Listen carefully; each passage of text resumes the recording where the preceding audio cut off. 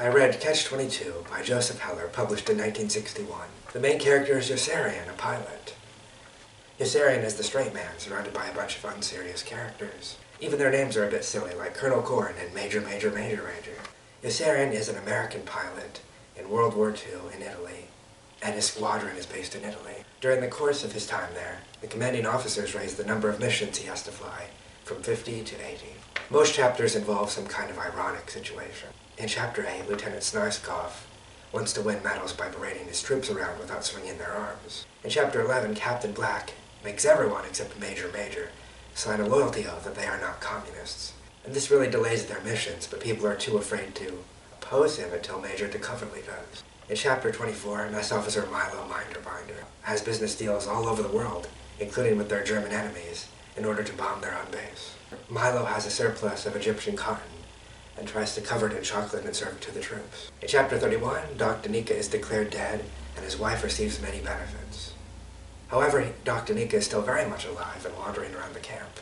In Chapter 32, Yossarian gets 4 new young roommates who have high morale, though he's deeply annoyed by them. Throughout the novel, Yossarian's friends are killed off one by one, though never in a very serious way.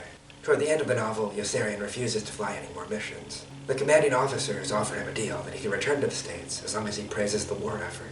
It's either that or he will be court-martialed.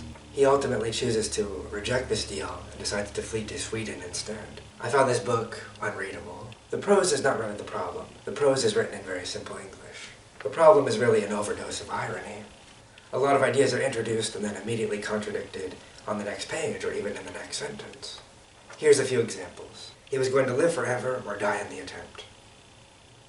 The country was in peril. He was jeopardizing his traditional rights of freedom and independence by daring to exercise them.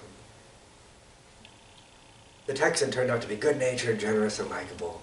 In 3 days, no one could stand him. Maybe these jokes were really funny in 1960, but they're not really funny to me now. Nothing is treated very seriously, and that's a shame, because I would have liked to read a novel about American pilots in World War II.